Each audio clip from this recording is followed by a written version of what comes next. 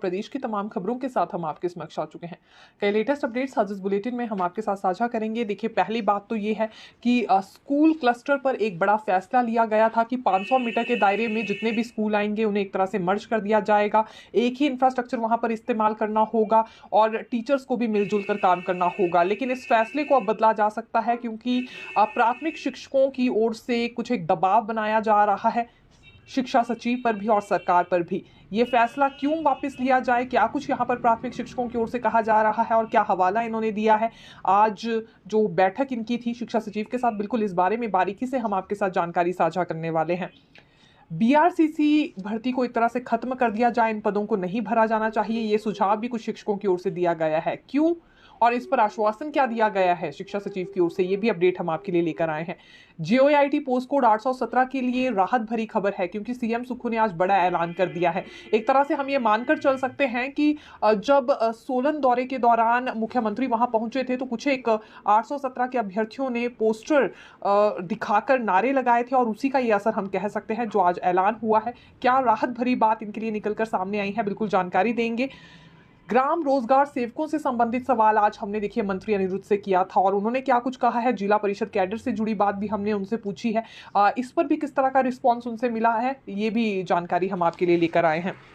लेकिन शुरुआत मौसम से करना चाहेंगे क्योंकि अभी 7 दिसंबर तक मौसम साफ रहने वाला है। बारिश और बर्फबारी को लेकर कोई आसार नहीं जताए गए हैं। ये मौसम विज्ञान केंद्र की प्रेडिक्शन है। हालांकि आज की बात करें तो कुछ एक क्षेत्रों में काले मेघ छाए हुए थे, हल्की बूंदाबांदी भी हुई है, लेकिन एक जोरदार बारिश या बर्फबारी अभी तक हमें देखने के लिए नहीं मिली है।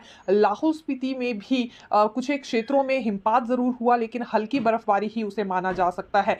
और इसके अतिरिक्त किन्नौर में भी अभी तक हल्के फाहे ही गिरे हैं। अब 7 दिसंबर तक मौसम साफ रहेगा, लेकिन एक तरह से शीतलहर की चपेट में हिमाचल प्रदेश जरूर आ गया है। अगर अभी हम लाहौल स्पीति जिला के केलोंग में मिनिमम टेम्परेचर की बात करें तो -4 डिग्री तक पहुंच चुका है। तो एक तरह से शीतलहर तो आ गई है, लेकिन बारिश बर्फबारी को लेकर अभी भी इंतजार बना हुआ है। और खास तौर से होटलियर्स ये उम्मीद लगाकर बैठे हैं कि जब स्नोफॉल होगा तो पर्यटकों की तादाद भी यहाँ शिमला में बढ़ेगी। अभी फिलहाल 0 के बराबर ही यहाँ पर्यटक देखने के लिए मिल रहे हैं। हिमाचल प्रदेश विश्वविद्यालय की ओर से काउंसलिंग का शेड्यूल जारी कर दिया गया है। पीएचडी के लिए लगभग ये 163 के करीब सीटें भरी जाएंगी विभिन्न विभागों में। और जो शेड्यूल यहाँ पर जारी हुआ है उसके मुताबिक अगर हम आपको जानकारी दें तो इसके तहत योगा, बायोसाइंसिंग और माइक्रोबायोलॉजी, संस्कृत और कंप्यूटर साइंस विभाग में 4 दिसंबर को काउंसलिंग होगी। इतिहास, ज्योग्राफी, साइकोलॉजी, हिंदी, गणित, मैनेजमेंट और टूर एंड ट्रैवल मैनेजमेंट और राजनीति विज्ञान विभाग में 5 दिसंबर को काउंसलिंग होगी। इकोनॉमिक्स, फिजिक्स, कॉमर्स और सोशियोलॉजी एवं सोशल वर्क विभाग में 6 दिसंबर को और केमिस्ट्री विभाग में 7 दिसंबर को काउंसलिंग होगी। जैसा कि हमने कहा, कुल 163 के करीब ये सीटें भरी जाएंगी प्रवेश आधार पर। एक और बड़ा मामला सामने आया है, ये हाटी समुदाय से जुड़ी जानकारी है। दरअसल उद्योग मंत्री और राजस्व मंत्री की अध्यक्षता में बैठक हो रही थी और लगातार क्योंकि इनकी ओर से ये मांग की जा रही है कि जो एसटी अधिनियम संशोधित अधिनियम है, एसटी संशोधित अधिनियम है, उसे राज्य में भी लागू किया जाए। तो 4 महीने से जब इस मांग को नहीं सुना गया तो आज बैठक इनके साथ बुलाई गई थी और उद्योग मंत्री और राजस्व मंत्री इस बैठक की अध्यक्षता कर रहे थे। हालांकि लॉ सेक्रेटरी और प्रिंसिपल सेक्रेटरी भी उस बैठक में मौजूद थे। लेकिन जब तरह तरह के तर्क दिए गए अधिकारियों की ओर से और मंत्री की ओर से कि आखिरकार क्यों इसे राज्य सरकार में लागू क्यों नहीं किया जा रहा है, किस तरह के कारण बीच में आ रहे हैं, तो एक तरह से ये हाटी समुदाय की ओर से बेनतीजा बैठक मानी गई और केंद्रीय हाटी समिति ने इस बैठक का बहिष्कार किया, सरकार के खिलाफ नारे लगाए। वहीं बैठक से उठकर उसी कमरे में मंत्री के समक्ष ही इन्होंने नारे लगाने का सिलसिला शुरू कर दिया था। अब इनकी ओर से आरोप ये लगाया जा रहा है कि जानबूझकर राज्य सरकार यहां एसटी संशोधित अधिनियम को लागू नहीं कर रही है। जब केंद्र सरकार की ओर से इसे लागू कर दिया गया है, ये सुविधा अब यहाँ हाटी समुदाय को मिलनी चाहिए थी, तो आखिरकार क्यों कई तरह के रोड़े यहाँ अधिकारियों की ओर से बीच में फंसाए जा रहे हैं, यही आरोप इन्होंने लगाया है। ये चुप नहीं बैठेंगे, इनकी ओर से बड़ा आंदोलन भी किया जाएगा अगर जल्दी ही ये अधिनियम यहां पर लागू नहीं होता है। आज ये चेतावनी दे दी है और साथ ही साथ एक तरह से बैठक भी बेनतीजा रही और बीच बैठक में ही इन्होंने नारेबाजी लगाना शुरू कर दिया था। एक तरह से बहिष्कार इन्होंने मीटिंग का किया। एचआरटीसी कर्मचारियों से जुड़ी भी एक जानकारी हम लेकर आए हैं।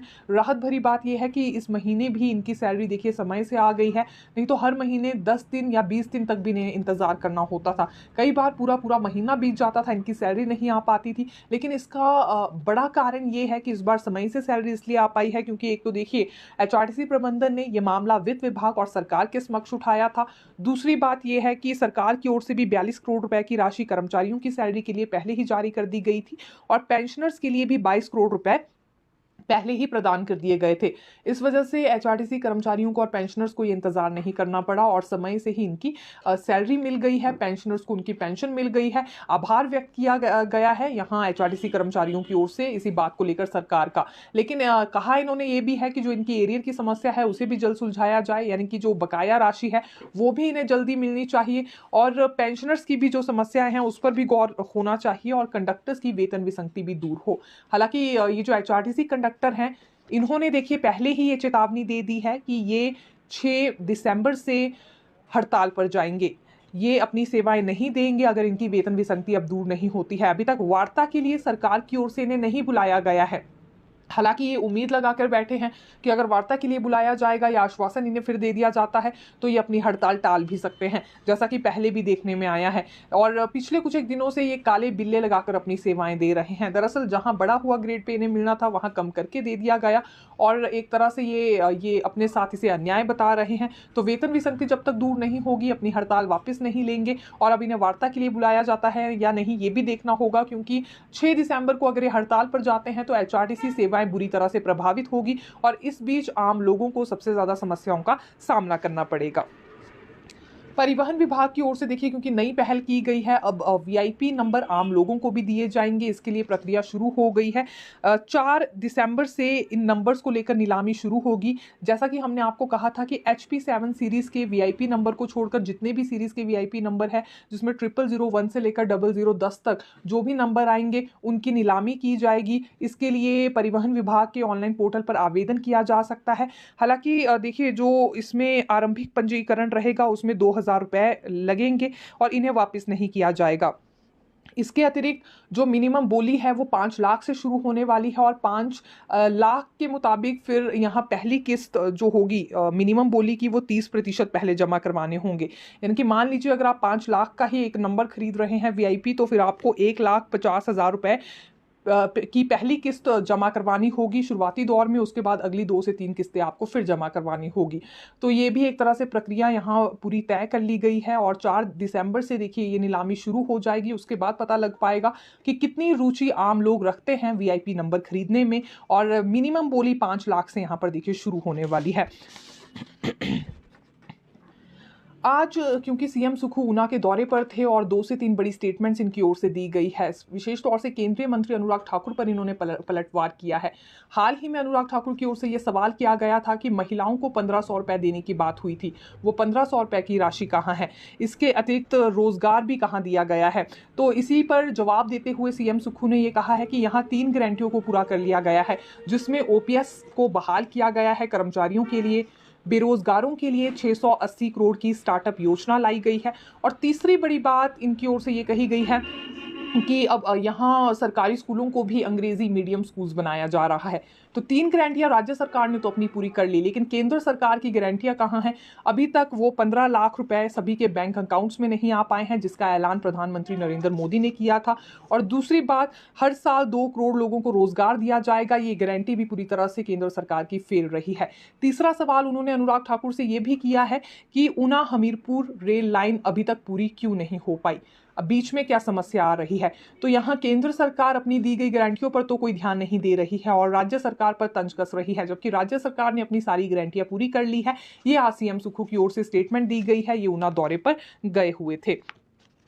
ग्राम रोजगार सेवकों से संबंधित काफी कमेंट्स हमारे पास आ रहे थे, क्योंकि लगभग 4 महीने होने को आए हैं, सैलरी इनकी नहीं मिली है। मनरेगा के तहत ही अपनी सेवाएं दे रहे हैं और कुल इनकी संख्या 1000 के करीब है। देखिए आज मंत्री अनिरुद्ध सिंह से जब हमने इनके संदर्भ में सवाल किया तो उनका ये कहना था कि लगभग 20,000 करोड़ की कटौती मनरेगा के तहत केंद्र सरकार की ओर से कर दी गई थी पूरे देश में, इस वजह से इनकी सैलरी देने में दिक्कत आ रही थी। लेकिन अब 18,000 करोड़ रुपए की राशि को स्वीकृति भी केंद्र सरकार ने दे दी है, जिसके बाद इनकी सैलरी जल्दी मिल पाएगी। हालांकि इसके अतिरिक्त राज्य सरकार ने अपनी व्यवस्था भी शुरू कर दी है।